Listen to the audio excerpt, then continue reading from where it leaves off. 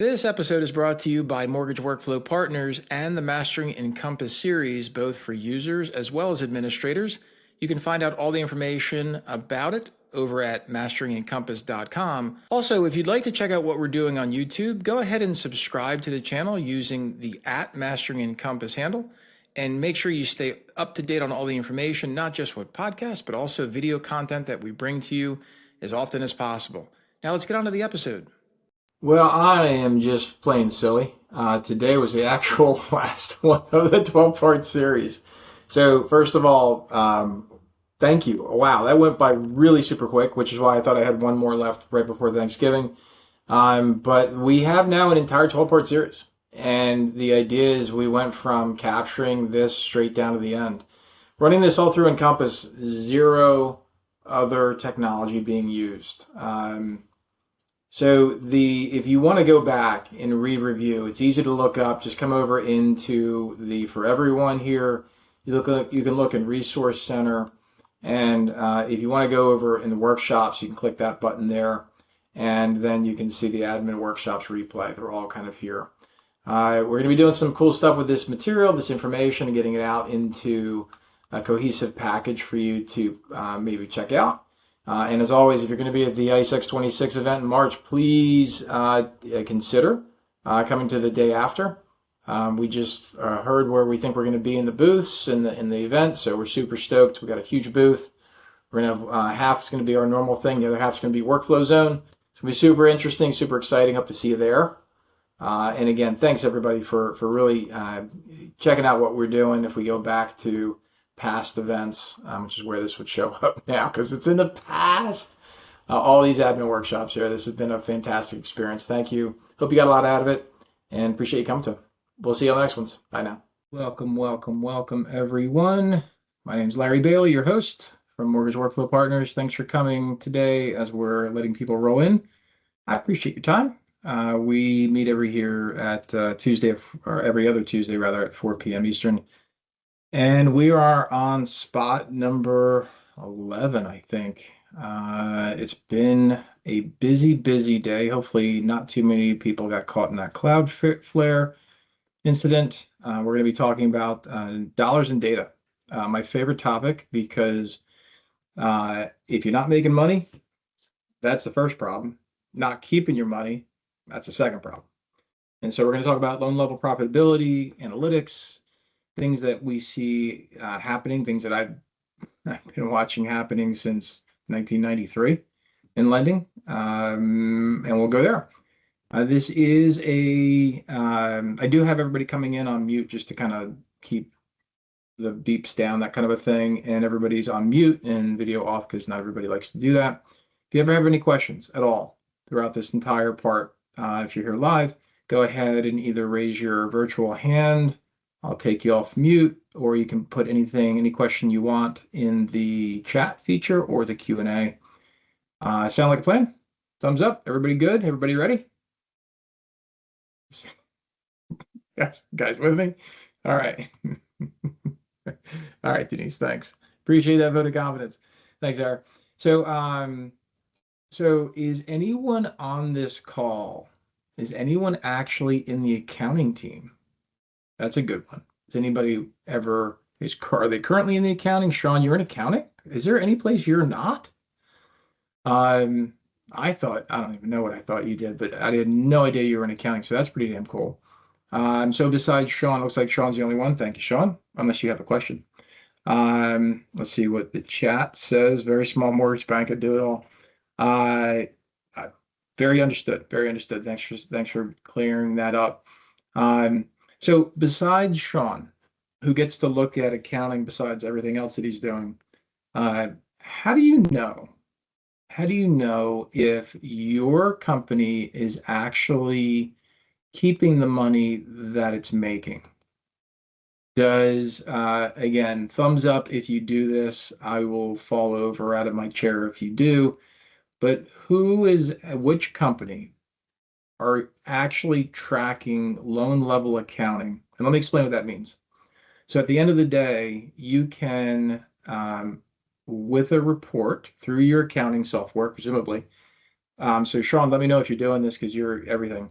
but you can actually say this loan number cost this much money in both physical money that we've paid out on the file, money that we've received on the file, right? That's usually where people get stopped. So I'll stop there for a second. Is anyone actually doing that, where you're actually counting all the inbound money and all the outbound money per file? Awesome. Kind of. I just don't think it's all there. Totally fine, Luba. Um, so 2 people out of 20, give or take.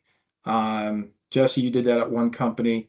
Yeah, and it's really hard to do. Thanks for the feedback, everybody. Mortgage bankers must have loan level accounting. Yeah, that's a good standard to set, but it's actually not a requirement. And regulators, as far as requiring it, I don't know about that. Maybe at a bank, right? So maybe banks have a standard that they have to meet. But here's where it usually falls apart. Where when it comes to loan level accounting, typically we think about pricing. But a lot of times vendors' invoices do not have loan numbers. I met with gosh, it's been like a year and a half now, a company out of California, and they have a full-time uh, accounting person at the time. 3 days a month he spent on reconciling all the invoices by doing VLOOKUP tables on Excel sheets to try to match an invoice amount with the loan file so they could accomplish this. And that's all he did. I don't know if he enjoyed his job or not, but he certainly did not look forward to those 3 days a month. So, and at least that company was investing in that workflow to produce it.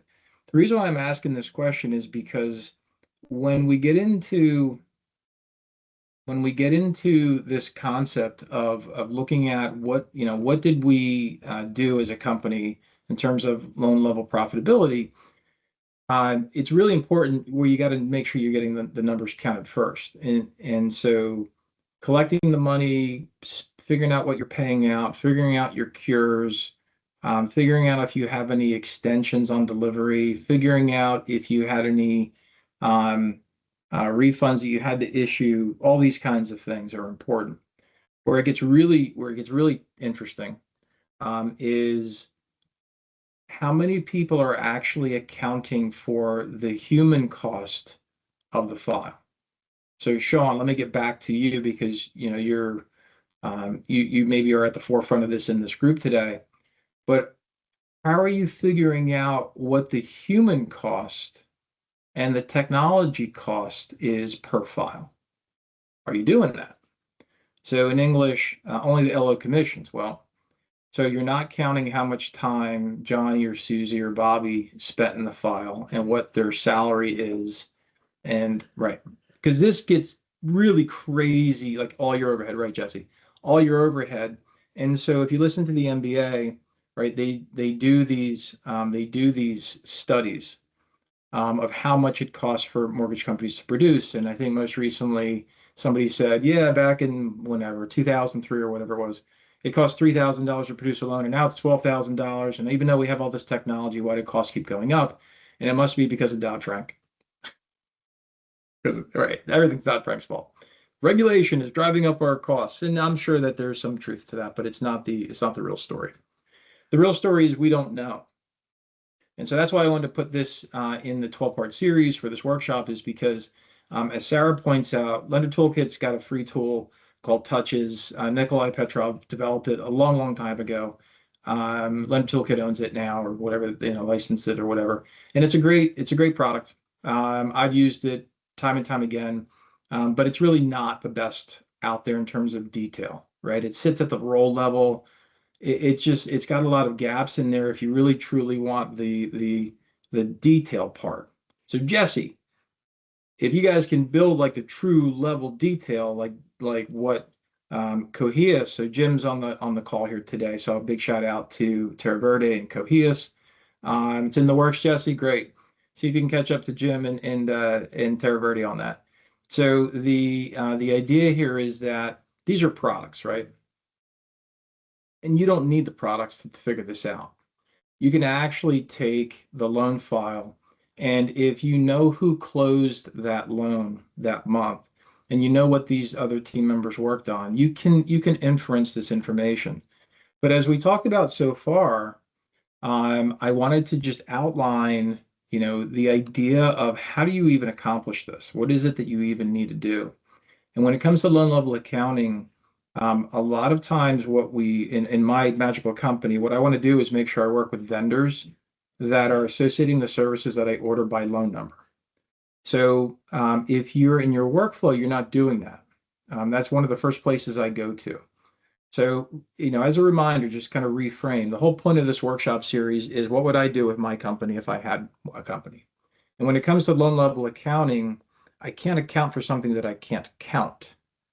And so that deals with the service level. And when we deal with credit vendors and verification vendors, things that are coming out of my company's pocket, out of your company's pockets, when it gets into accounting, and again, Sean will be the first person to tell you, if I have no reference on that invoice, Sean, it's a great day, right? I mean, it sucks. It's impossible. And depending on the number of loans that you're going through, it's impractical to deal with. So what I'm always going to advocate for is work with service vendors that make sure that you are getting those invoices in with loan number references. It's really super important. Even if they reference borrower names, is not good enough because you could have the same borrower with multiple files. It's not good. That's number one. Number two is it's not about getting the invoice in the E folder. That's helpful for the loan file to make sure you're disclosing properly and you're collecting that money properly. But what's also really critical in the workflow is making sure that that data is making it into the file in a field, if you can do it. So back in the day, it used to be to where service vendors would bring in, you'd send in the invoice, and you'd put in that invoice amount into a file. And so Sean just put a comment in, more and more vendors are also including CSV files with the invoices. That's super cool. Sean, any particular, I don't know if you want to give a shout out to a vendor, but if there's any particular vendors that you switched to because they offered that, let everybody else know. But the point is that what Sean's talking about is you got to get to the data. So when I go through and I look at how do I run the business to get this done, part of the other ways that we're mapping out some of this lost money. And again, this is kind of heady stuff. So if accounting is not your deal, I get it. I went to school for accounting, but I could never be an accountant full time because it's just not my thing. But I understand, like the comings and goings of money and how things cost. Does anybody want to throw out a number of what it costs to have to mail out initial disclosures to your borrower? What does that actually cost? Anybody want to take a guess? Throw it in the chat. We'll wait so while we're waiting for anybody to take a guess, 25 cents, $25, maybe, right? It depends. Why do we have to mail something out to a bar to begin with? And it depends, to Luba's point, depends on how you do it. Now, if you automatically have ICE do it through their fulfillment process, it's $10. Right, so that's an absolute cost because that happens lights out. But the reality is it's more than $10, even if you use ICE. And the reason why is because it got mailed out. Now, depending on your policy of your company, some companies actually don't need signed initial disclosures back. They just want this. They just want the signed intent to proceed.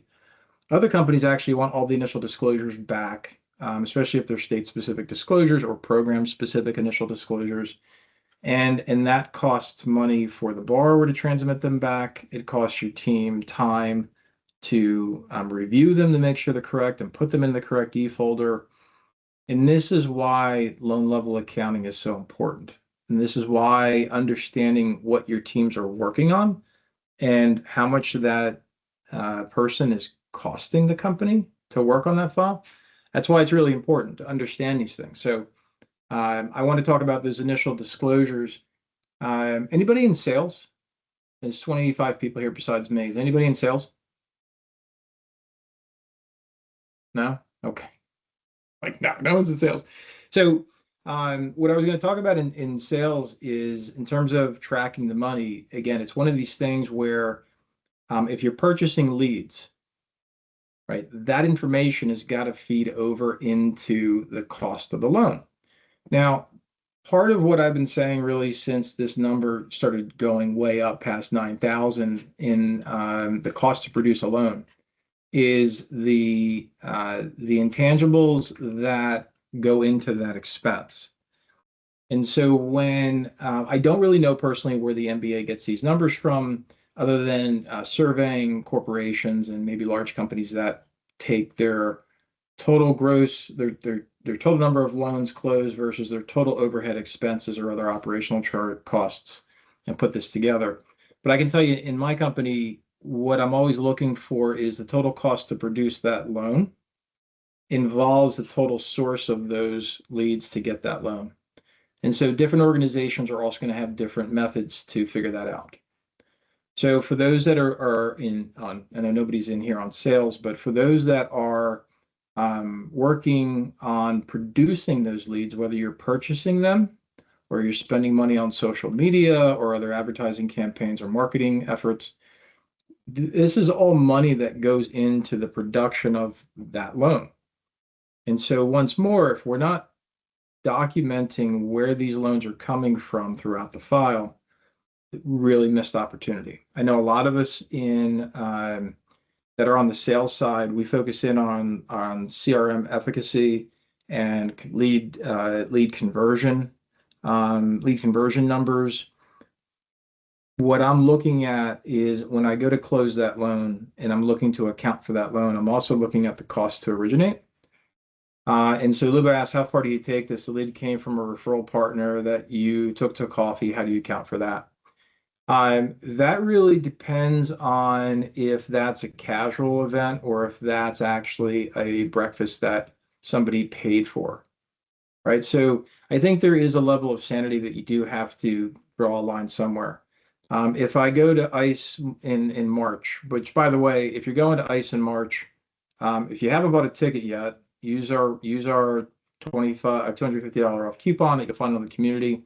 Number one. Number two, stay for the wrap-up event. You're probably there anyway. It's an extra $250 for the day to pay for the room and the food and the Wi-Fi. But most importantly, the value that we get out of that is exceptional. Check out the agenda that's on it's in the community. And that referral bought their own coffee, Sean said. So what did that really cost? Well, it cost that salesperson's salary, right? Or that LO comp. I think somebody put earlier they tracked LO comp. So if there's no marketing budget to that the company's paying for, then there is no other cost for that Luba. But I'm gonna flip it around. If you have in your calculus, if you don't have your marketing expense for that lead, that's a call to action. And maybe the marketing cost for that lead is zero, but maybe it's not. So my point, the reason why I brought up the ICE thing is, so if we spend $60,000 in March, and then we end up securing $100,000 in revenue from that event, when do we stop tracking? And the truth is, we continue to track those leads throughout the entire year until the next event, possibly. So I don't think there's any limit to when you stop counting if that's what you're spending money on. But it is important to make sure that you've got it accounted for somewhere. Some other things that we like to track that you should be spending time on is a number of times your underwriter is receiving that file for review. And this is where it gets to be really important to understand the cost of time versus the cost of touch. So, so the idea here is if you're using native technology to basically, move a ticker, a counter to touch that, how many times resubmit it. It's a very common thing. That's not a bad way to do it. Do you need to know if the underwriter spent 30 minutes on that file or 3 hours on that file? Maybe. And again, this is where I say maybe because it depends on what's going on in your shop. If your underwriter is there, it doesn't matter technically if they're doing one loan or 50 loans that day. They're there for the day and there's a fixed cost. Now, how much of their fixed cost is allocated across the files? That's going to depend upon how well you're structuring this review. I don't want you to get lost in the weeds though, because some of this work, if you don't have an accounting apparatus, it becomes really impractical, right? If you don't have the ability to, at the end of the day, perform a real calculation for what that loan costs to produce, then what I would tell you to start with are the things that you do know. And going back to a few minutes ago, how you start with this is making sure that you can track it. What can you track at the end? If your accounting apparatus does not have the ability to include for services that you were never paid back for, start there. If your platform doesn't have the ability to include for marketing expenses tied to that loan, start there. These are important things for you to run your business. And I'm gonna keep going through the workflow here because I want you to understand where the money's going. It's usually siphoning away from profitability. Again, this is how we got to $12,000 per file. And the reason why I know this is a real conversation, I don't know if you guys follow or talk to Rich Weidel from Princeton Mortgage. Rich is not too far from me, and we helped him with a workflow review a couple of years ago. And the guy's just a focused, energized business owner that has proven that you can get the cost to produce a loan down into the sub $1,500 range. And you compare that to the NBA, and you're just like, why is he so special? He's special because he understands what his numbers are, and it's possible. So this is why this is an important topic. So when it comes into underwriting again, it's not just how much time they spent. You don't necessarily need to get that deep. You can simply get to how many times did my underwriter touch it per file. And you're going to look to see what are the numbers saying? Is my underwriter touching that file 5 times or 25 times? Is there a correlation between the type of loan or the processor? These are things that are important to figure out for operational efficiency, but then also the cost of that file. And again, you don't have to get down to the micro pennies. You can just take big, larger snapshots till you start to understand your workflow and your data and then drive from there. All right. Does anyone do in your company, this is a secondary question, does anybody do pricing concessions in secondary registration tool? Okay, Luba does. Denise, okay, cool. How do you charge? And again, this might be something you might have to type in, or I can take you off mute, whatever you want to do.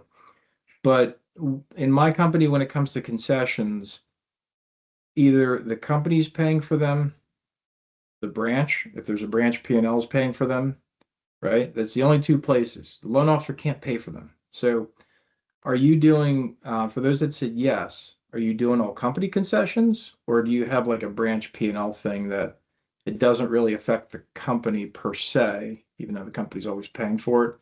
It affects somebody else's bottom line before the company.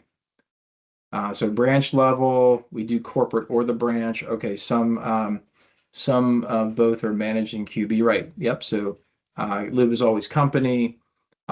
Guys, these are numbers that evaporate. I'm telling you right now, it drives me. It's an interesting situation because these concessions are real dollars and money that float away from the bottom line of the P&L.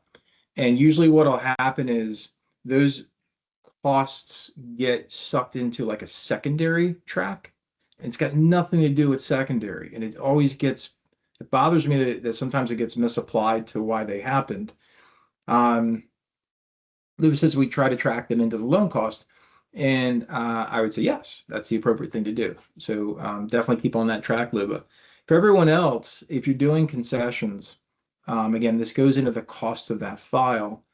What I've also found is on this topic is anyone using lender credits as concessions to the file? So in English, if it's the loan officer's like typically a salesperson's like, hey, listen, we gotta save $500 on this file because if I don't, they're going to go down the street. And so if if you want to put it in chat, if I needed to save $500, if I needed to give the borrower $500, am I doing that in a lender credit? Am I doing that by removing a fee from the itemization, or am I doing that in a concession? How would you like to do? Do you know how you do it? And so the some of the answers on maybe I know we do lender credits, but not sure. All the above. I want to say yes, but I'm not really sure for Luba. So here's why this is important. Um, Lender creditor reduction to discount, but must be done by the lock desk so they can track who's paying for it. So Kirsten, um, on for you, when he's saying it's done by the lock desk, sounds like you're always doing it as a concession in the secondary tracking, unless you're doing a lender. Okay, so you're always doing it as a concession. Here's why I'm bringing this up is because if you have a cure in the file for legitimate reasons, that cure is going to show up as a lender credit. So now things can get very fuzzy about what's going on.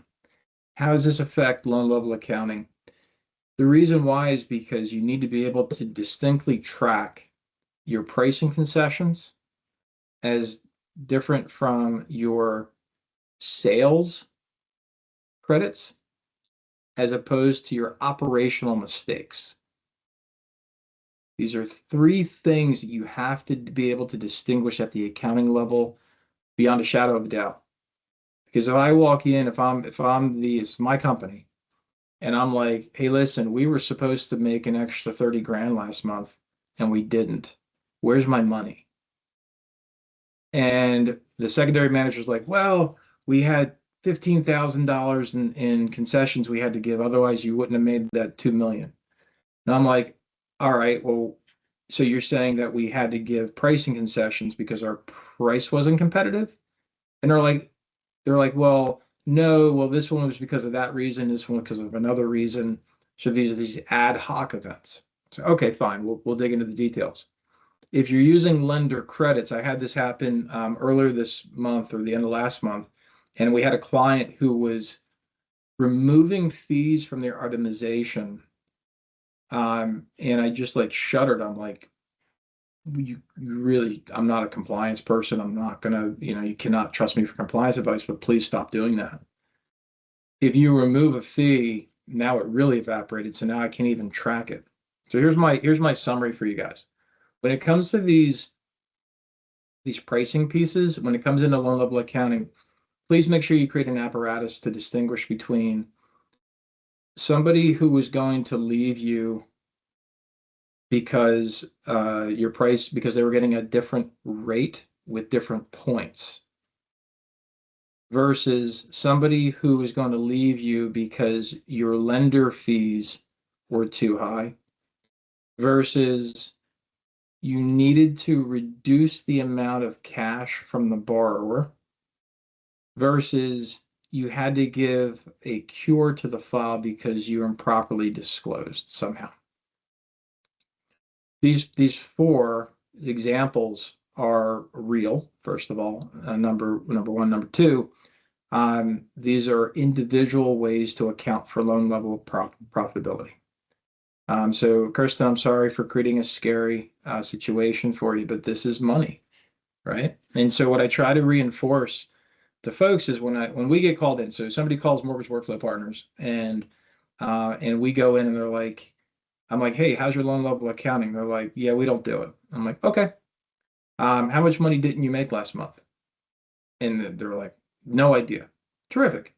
Let's start in post closing. And so what I'll do is depending on the company, we'll go pull a sample size of closing disclosures. We'll go look at all the fees that we collected at closing. And in those same files, we'll go look to see if there's any concessions. We'll go look to see if there's any lender credits. And then we'll start to help the client understand where their money is not coming from. That's number one. And then number two, we'll get into the accounting team and start talking about the invoicing stuff we already talked about before. So you can do it as an admin. If you're not able to go to conferences because there's no budget, do this work. Go find the money. It's probably in your post-closing team.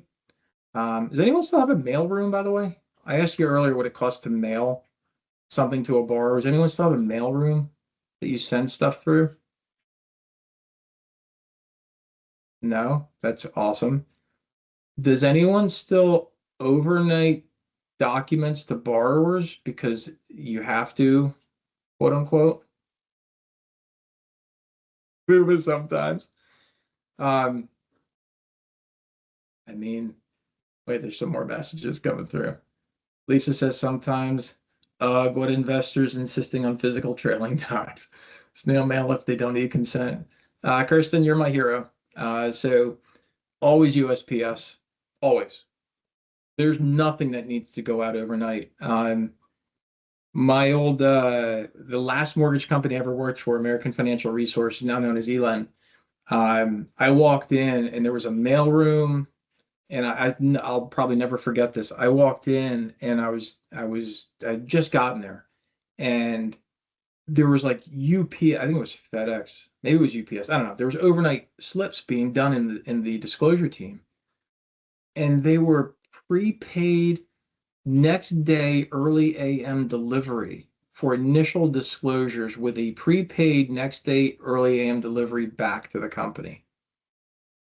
And I said, "Hey, what is that for?" And they're like, "Oh, this is the way we send out our disclosure." And I'm like, "Well, there's 15 grand I can find this month, every month from now until forever."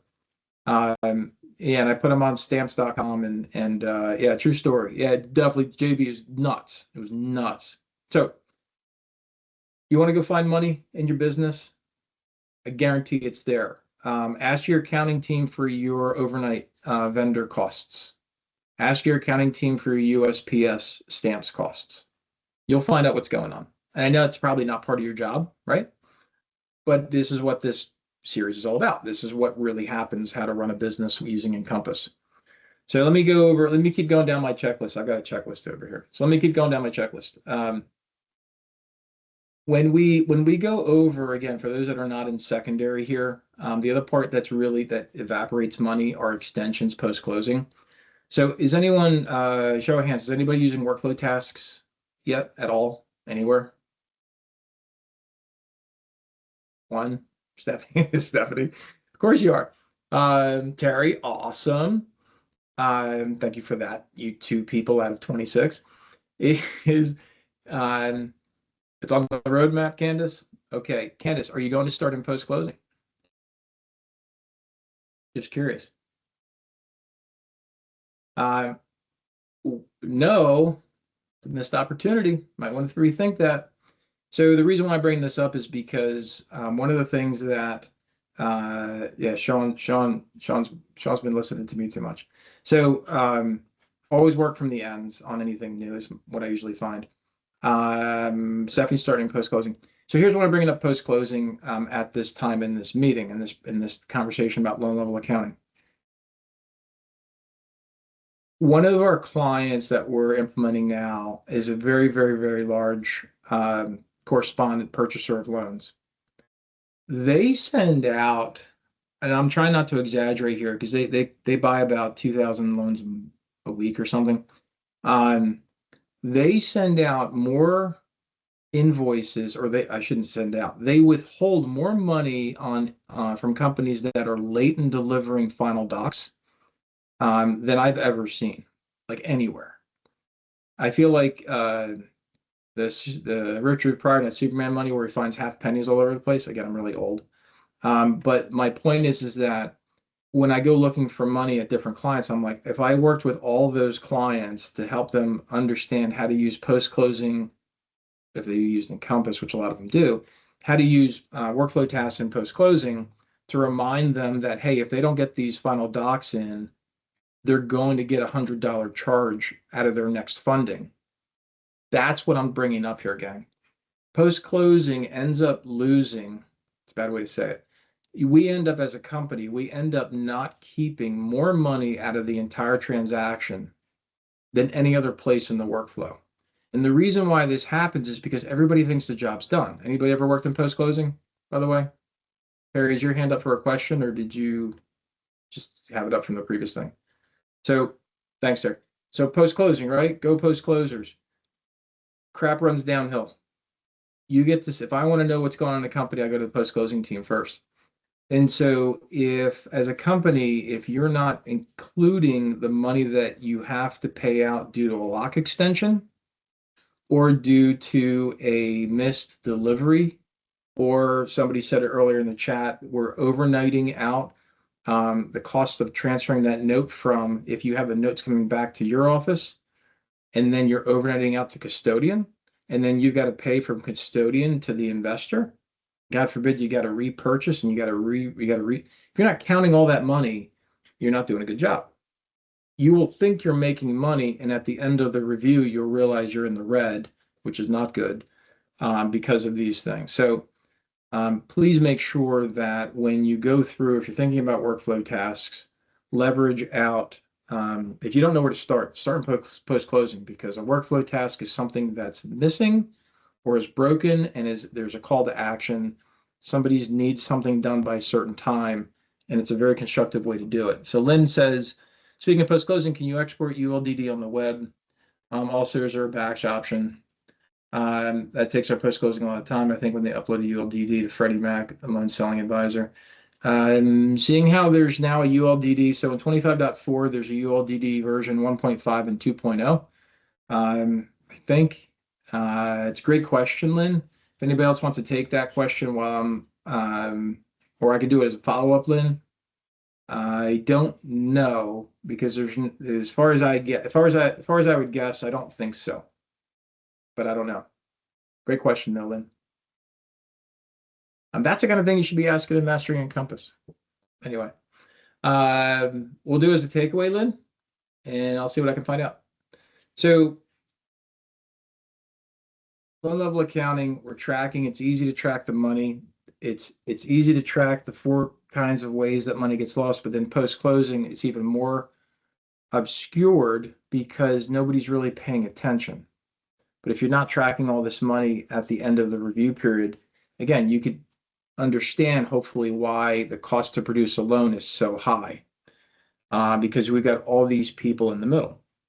So when it comes to this, one of the pieces that I do want to give feedback on, again, that I've seen work post-closing, is when we are chasing down these final docs, a lot of times we've got automated emails going out. And I'm here to tell you that emails are not the silver bullet that happens to work across the board. Just as a little piece of a feedback, what I would encourage you to do is use a scheduler template along with notification, automated notifications going out to your title, offset every 15 days. So 30 days, get an email. 45 days, I get a workflow task to call. 60 days, email. 75 days, automated workflow task to call. What I found over the years is that a lot of these emails that are going out are getting spammed, or they're getting into junk, or they're not even getting to the right place at the appropriate party, number one.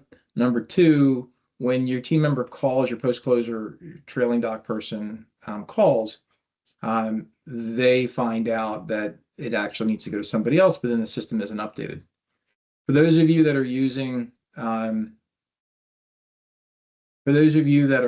using third parties for final docs tracking, that does not preclude you from still getting charged. Again, out of sight, out of mind. Please make sure you're tracking this.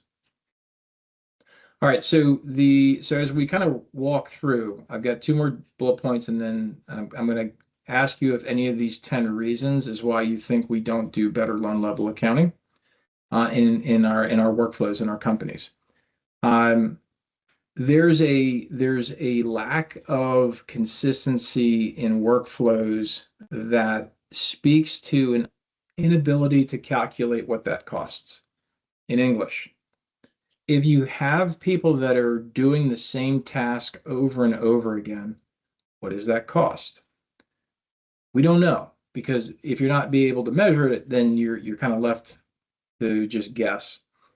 And so this is another reason why I've always advocated for, documenting your workflow, making sure that you understand who is doing what, and then most importantly, making sure that you're leveraging all of the newest tech that's native to Encompass to remove redundancies in the workflow, and remove excess technologies that are unnecessary based upon your workflow needs.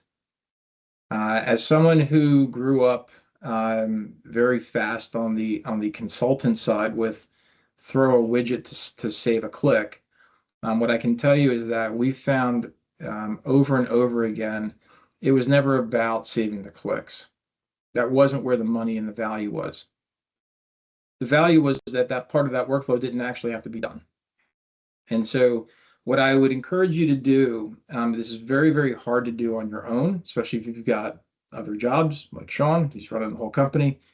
It's very hard to isolate away who is doing which part. And so one of the features that you've got at your fingertips right now, with the advent of Workflow Engine, is the ability to get into those automated services or automated notifications or automated workflow tasks, built on timing events. Jesse's got ICE Connect support. Cool. Thanks, Jesse, for filling that in. Group Hero, appreciate that. So what we found is that companies are either unaware of what's possible, or they feel like they can't integrate these new updates, this new level of tech, because they're not really sure how it's going to adversely impact other changes. So having said all that, this is why I'm always telling people, and this is advice I give to you from today's workshop, is you got to start from out in. In other words, it's if you think about ripples, right? If you use a calm body of water and you drop a pebble or something, you flick the surface. On the edges, everything just kind of goes out, right? So if we go from one end or the other, we're pushing in towards the middle.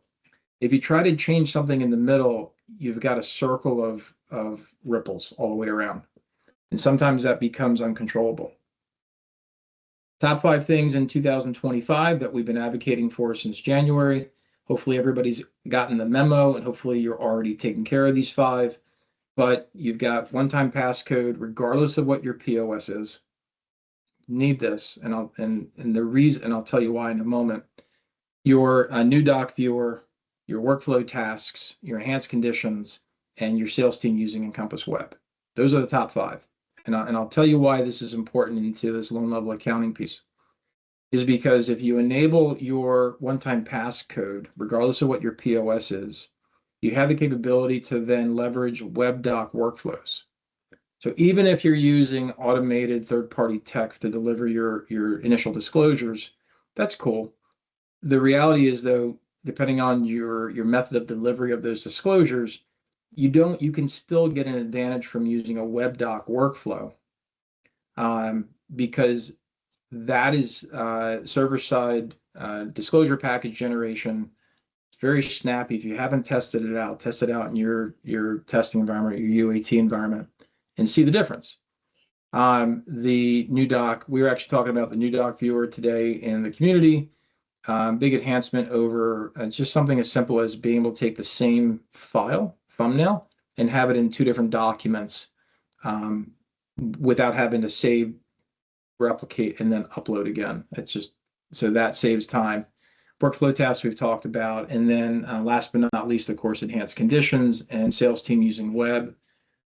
Please keep in mind that 25.4 came out with the ability to basically pilot enhanced conditions by that new field that's now available for you to toggle on or off for that loan file to be enhanced conditions.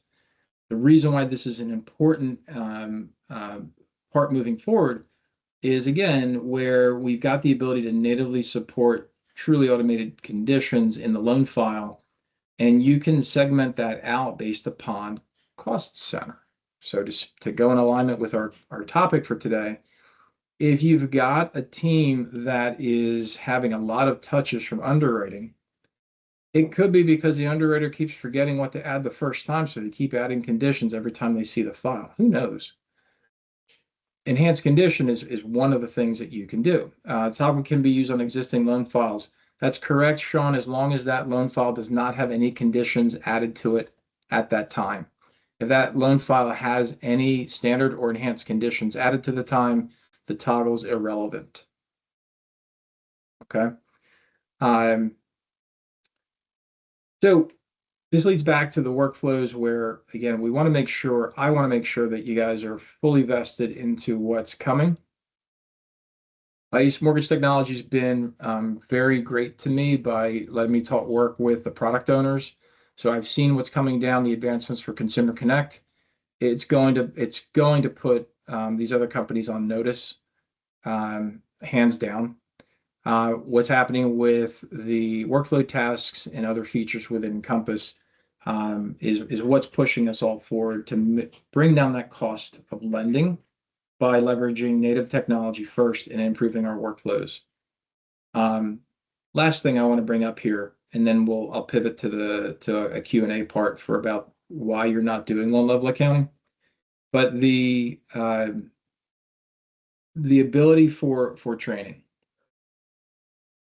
When your team comes up, when your company says, "Oh, we're going to use workflow tasks, or we're going to use enhanced conditions, or we're going to make this other change to your workflow," who feels like your team's doing an absolute fantastic job at making sure everybody knows exactly what to do with the new updates, whether they're a rollout update from ICE or a rollout update from internal.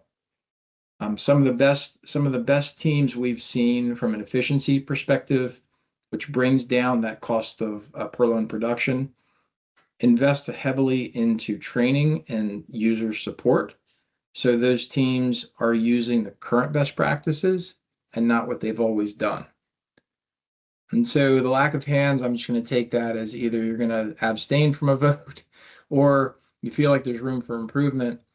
What I'm going to suggest again is, especially for everyone here who's an admin, you're building this out in SharePoint. So one of the things that I've done, obviously, and you guys see this at Mastering Encompass, I use Loom, right? And I just shoot videos, and it doesn't have to be anything formal, but if it's definitely one source of truth if you can consolidate all that information into one place. Problem is maintenance, of course, and making sure that it's easily referenceable and shareable.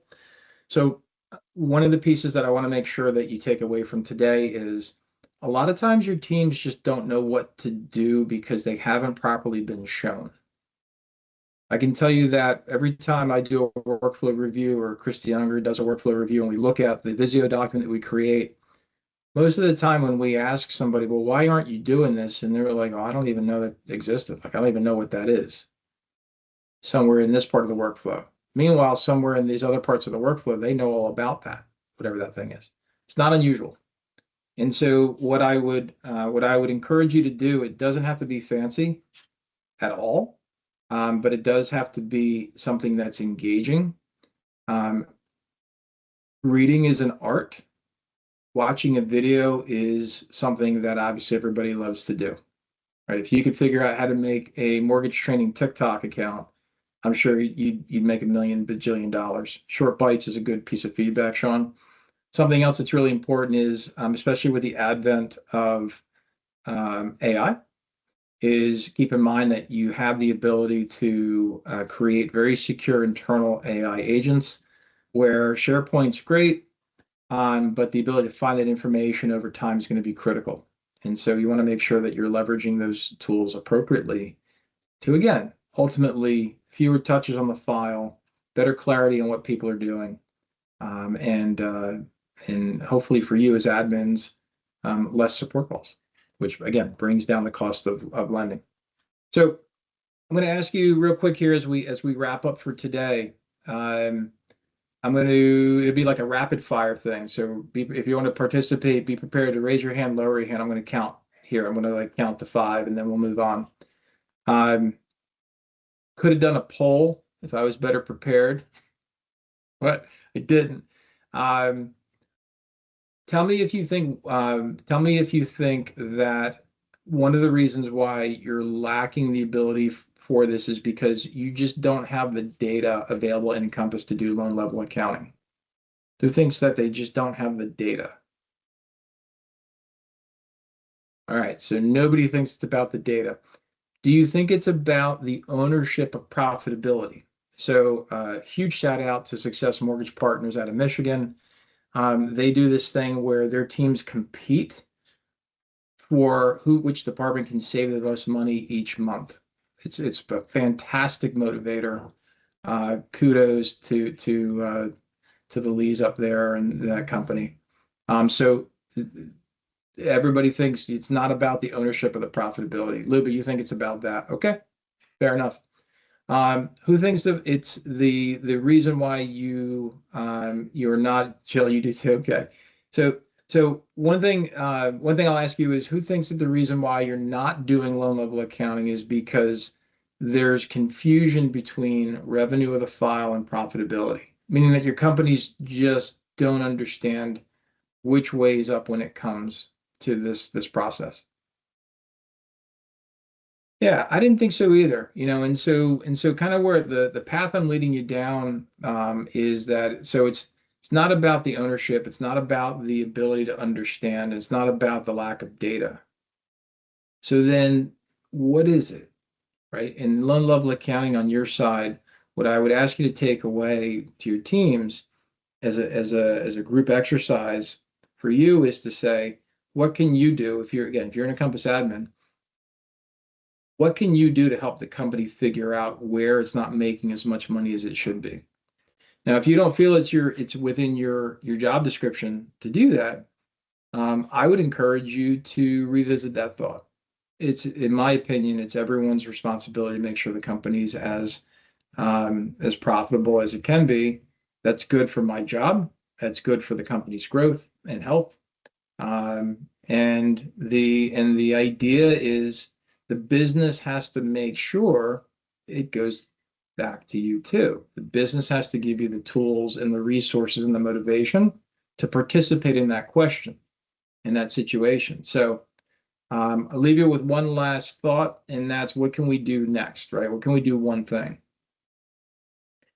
What I would ask you to do is look at how you're figuring out how many people are touching that file and how long it's actually taking to close. And so the exercise that you can do, of course, in Encompass is go to your closed files. And at that point, you can tell, which names are in the file in terms of your roles. The part that's hard to see is what other people were involved in that file in terms of touching it. And this is where you can determine if that's even important, right? If you're a smaller company, maybe you have 3 people named in that file, but that doesn't mean possibly only 3 people touched it. So what I'd ask you to do is take a look at your November closings, pick a few out, and actually study for what was generated, what revenues were generated, and how can you tell what was spent on that file from straight from marketing to services to concessions or cures or lender credits, and then really evaluate what that file made after that loan was delivered as well. Because keep in mind, even if you've delivered that loan off, if you haven't sent in the final docs, you could be on the hook for that. Again, there's an expense to support chasing final trailing docs, especially if that results in fines from your investor if that's happening. So really deep, weedy stuff that as an admin, we typically don't talk about in Encompass, in Mastering Encompass. But that's why this workshop's different. That's as a business owner, these are the things that we think about. It doesn't start with the application. It doesn't end when we sell the loan.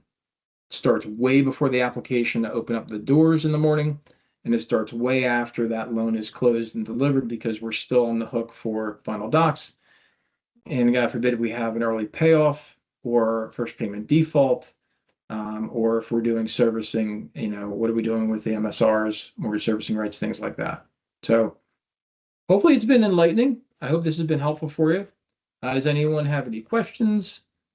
Sean puts a couple other things I've seen in other companies: extended post-closing dwell times that lead to unnecessary interim servicing.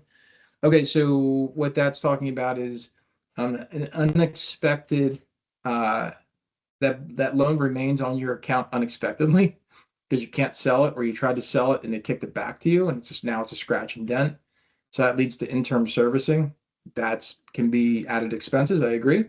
And then leakage. The second one is leakage due to unreimbursed appraisal fees because of lack of loan level accounting. Sean, I didn't even talk about appraisals, but thank you for bringing it up. One last question. I know it's getting late here in the moment. So one last question. Who is collecting money from the borrower that you're holding to then pay the appraiser?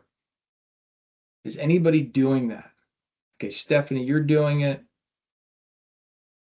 Hopefully you're the only one. Amanda says no, thank goodness. Oh, Kirsten, you're doing it too. So here's the deal.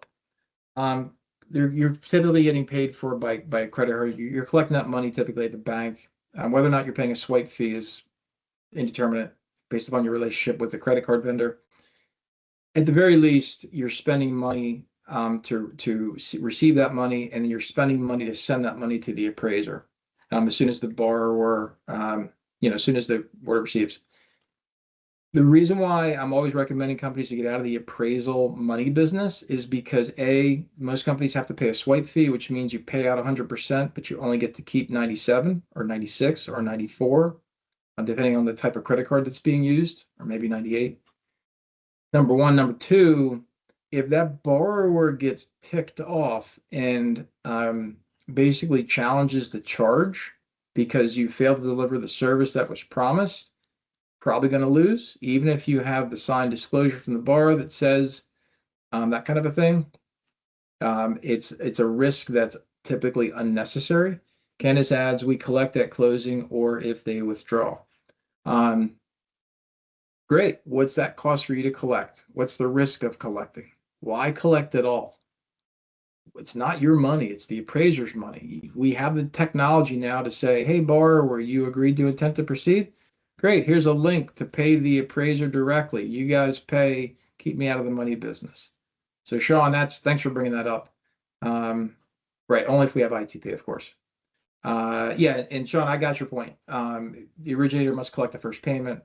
And so this is an expensive process, and it's also very risky. Like if you're not in the mode of being a servicer, or if you don't have by the way, if you don't have the licensing to be a servicer, some states actually require you to have a license to be a servicer, even if you're only doing a couple of loans a year. So be careful from your regulator's perspective, especially if you're not used to doing interim servicing. So yeah, Sean's totally correct. And to receive checks and chase money and make sure it gets appropriated properly, and then to send out disbursements, Sean, right? There's disbursements that you weren't expecting to make, and then people forget to pay the taxes or the insurance. Oh my gosh, things happen. So yeah, it's all very expensive. Welcome to mortgage. Missed PMI payments, all kinds of wacko stuff. But this is the mortgage business, gang. This is the nitty-gritty stuff that if you can become a master of these parts, honestly, you can write your own check in this business. The more information you know, better educated you are, the more valuable you are for your company. Or if your company doesn't think you're so valuable, find another company who does. I mean, I'm not telling you to leave, but if your ace is there and the company's giving you a hard time about trying to help them make more money, maybe it's a situation you want to address. You guys have a great rest of your day. Bye for now. Thanks for coming.